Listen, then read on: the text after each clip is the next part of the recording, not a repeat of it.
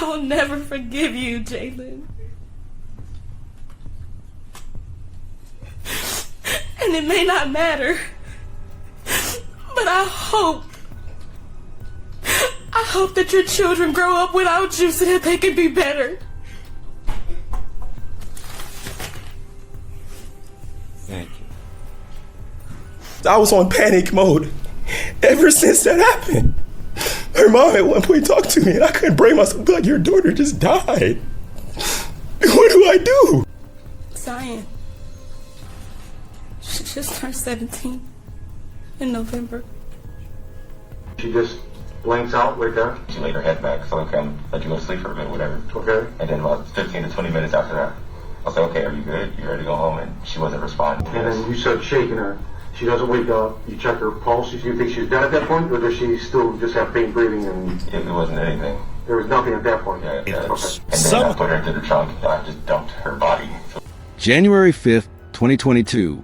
A 17-year-old girl left her home to spend time with someone she trusted completely. Her cousin. Hours later, she would vanish without a trace. Her phone went silent.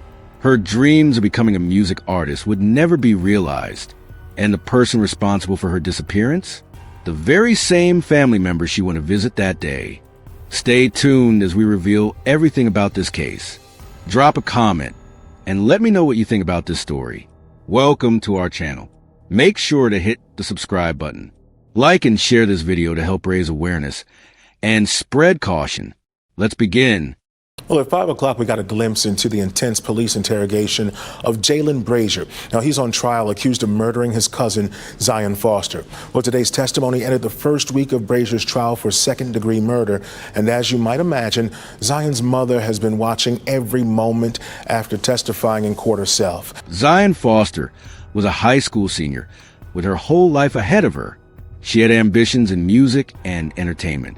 She was loved by her family and friends. But on that January evening, everything changed. What her family didn't know was that the answers they desperately sought were being hidden by someone who sat at their dinner table.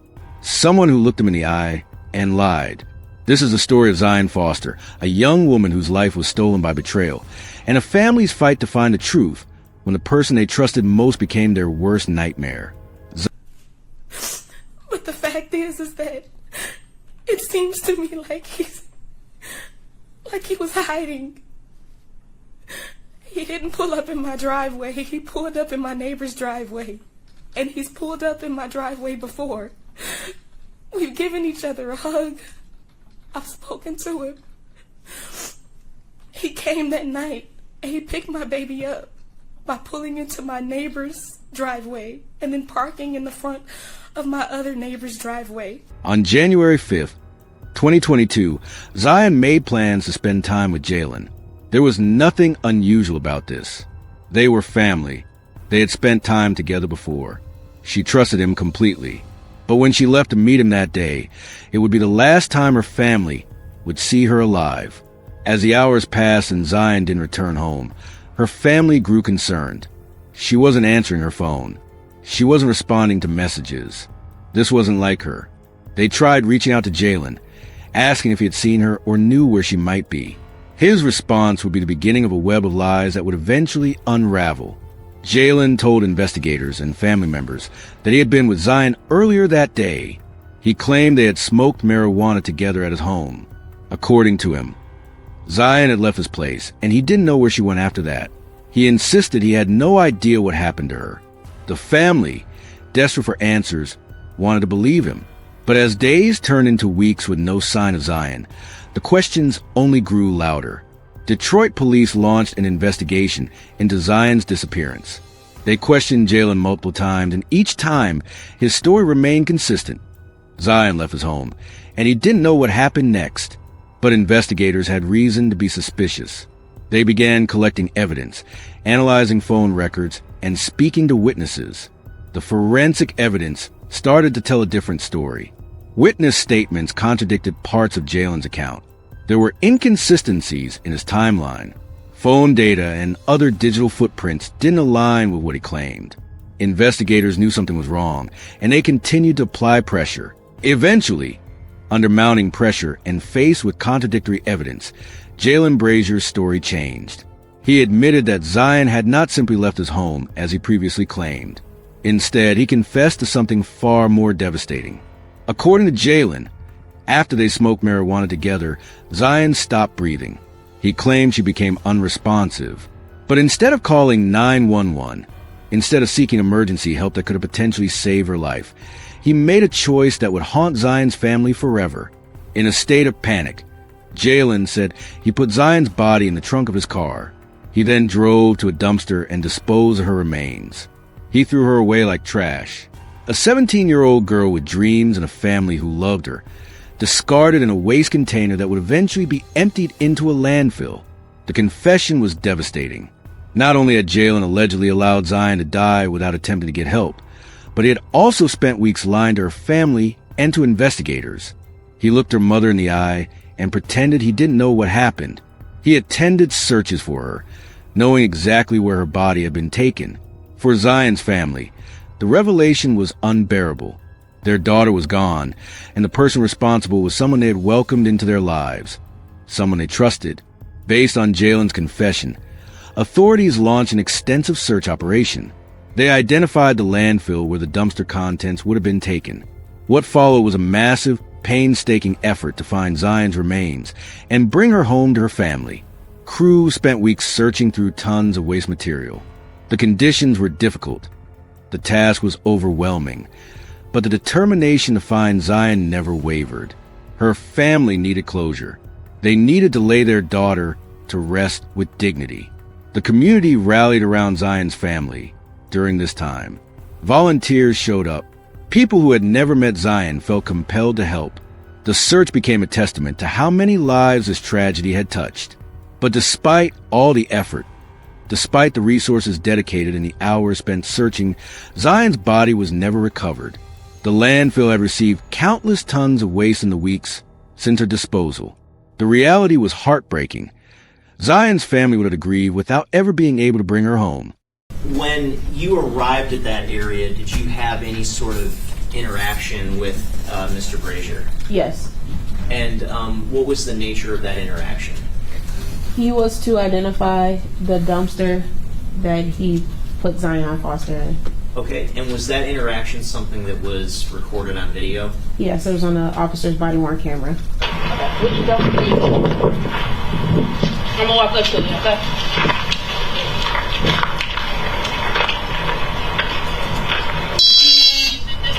Yes. It was already open. Yes. Did you close it? Yes. You closed it? Yes. Where did you park your car? Right by it, right in front of it. Okay, I'm sorry. I said right in front of it. Did you back into it or did you pull forward? Yeah. So you were side by side? Okay. One sitting there with there.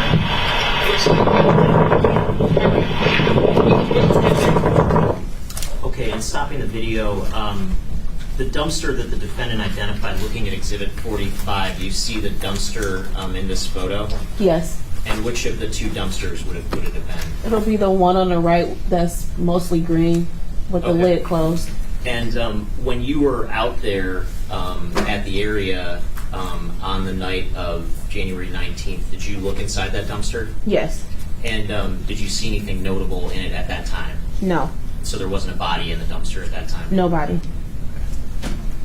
And just for clarity of the record, when throughout your testimony we've been discussing the defendant, Jalen Brazier, do you happen to see the individual that you interacted with that night in court today? Yes. And just for the record, could you point to him and describe what he's wearing?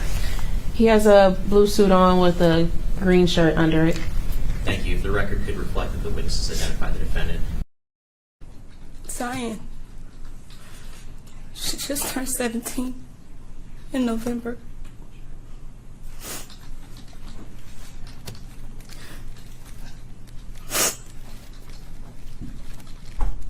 She shares her location with me everywhere she goes. She asks if she can go wherever I would allow her to go. There are yeses and there are nos. Because as a parent, you want to protect your babies. I have 6 kids. Zion is my oldest.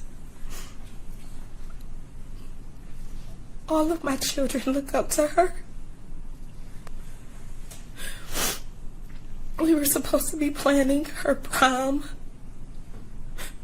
her dress and colors.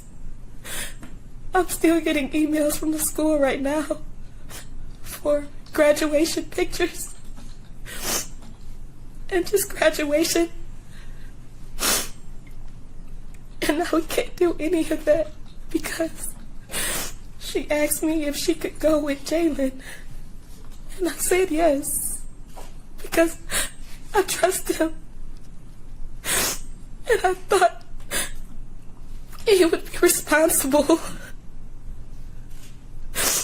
But the fact is that it seems to me like he was hiding. He didn't pull up in my driveway. He pulled up in my neighbor's driveway. And he's pulled up in my driveway before. We've given each other a hug. I've spoken to him. He came that night and he picked my baby up by pulling into my neighbor's driveway and then parking in the front of my other neighbor's driveway. He called me. I didn't call him. He called me on the 5th when my baby didn't come home. He called me to say, I don't know why Zion would lie and put me into this. I haven't seen her in years. I haven't seen her in months. And I'm like, what? It wasn't too long ago that I saw you. And even knowing that my baby has been in contact with him, I kept going to his house. I just wanted him to tell me the truth. I stayed up for nights, for days, panicking and being so fearful. God, please don't let my baby be dead. Please, God, don't let my baby be just thrown away like she's nothing. These are the things that I prayed. I was fasting, my children not getting sleep, not eating, can't go to work. I'm a single parent. Everything that I do is for my children. Every ounce of money and time or whatever and energy is for them. It's to make sure that they're good. It's to make sure that they're surrounded by people that love them and protect them. And so yes, Zion, you can go with your cousin who you have in your phone as Favo because he's your favorite on that side of the family. And to say, you panicked. Then why didn't you think about my baby? What if you were so high you didn't know she was alive? And you just threw her in a dumpster in the cold without a coat? And if that's the case, that means that my baby was crushed in the process of how trash is taken and picked up and placed in a landfill where she will never be found. I will never know. I will never know. I won't get to see my baby again. And as far as the many times that I went to his house during the search, Your Honor, he helped me post flyers of my baby in his neighborhood, on the corner of his house, the street that he lives. He told me, along with his mother, I would not lie to you. I know this has got to be really fearful for you. But I'm telling you, I have not seen her. I have not been around her. His mother said, my baby wouldn't lie to me. And so now everybody is suffering. My children are suffering, and they have to grow up knowing that their cousin did something this awful, and that their big sister isn't there anymore. And we have so many events and so many life changes that are happening now. My son came to his house and he didn't recognize him, but my son was so angry and he just knocked at the door and was like, "Is Zion here? Is Zion here?" You could have came and said something. You could have called 911.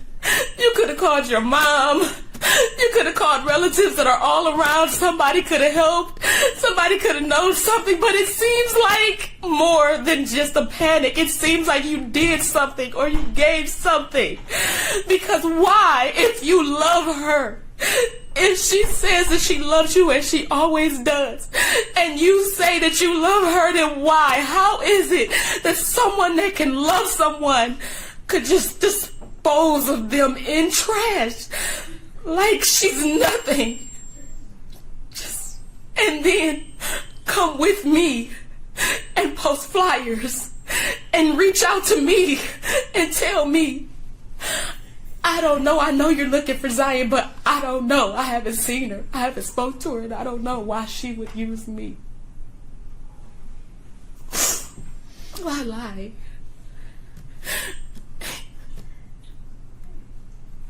This is something that can't be repaired. She cannot be replaced. This cannot be rectified. And we will never have closure. And as much as I love you guys, as much as I love that family, you have caused such distinction that it's hard to trust family at all. And now my babies are even more isolated. Because how can I trust family when family is one who did this?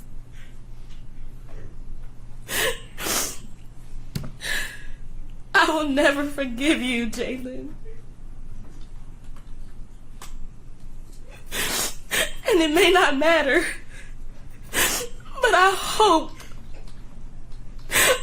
that your children grow up without you so that they can be better. Thank you. This case forces us to confront difficult truths about panic, accountability, and the consequences of choosing fear over action. If Jalen had called 911 when Zion became unresponsive, this story might have had a different ending. Emergency responders might have been able to save her life. At the very least, her family wouldn't have been robbed of the chance to say goodbye. The Zion Foster case also highlights a unique and enduring pain experienced by families who never recover their loved ones.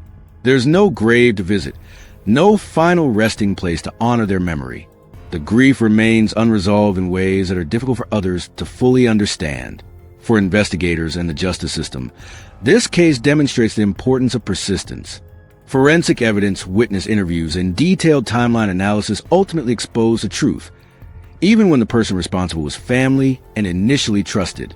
Zion's story reminds us that every missing person deserves a tireless search for answers. Every family deserves the truth, no matter how painful it might be. Zion Foster was just 17 years old. She had dreams of a career in music and entertainment. She had a family who loved her deeply. Her life should have stretched out before her, with endless possibilities. Instead, it was cut short in a moment of panic, followed by weeks of deception. Her family continues to live with the pain of her loss and the absence of closure that comes from never laying her to rest. But they have also fought to ensure that Zion is remembered not just as a victim, but as the vibrant young woman she was. Today, we remember Zion Foster. We honor her memory, and we stand with her family in their ongoing grief. Thank you for watching and for taking the time to learn about Zion's story. If you found this video meaningful, please like and subscribe to our channel. Check out our playlist for more cases where we seek to honor victims and pursue truth. Until next time, stay safe.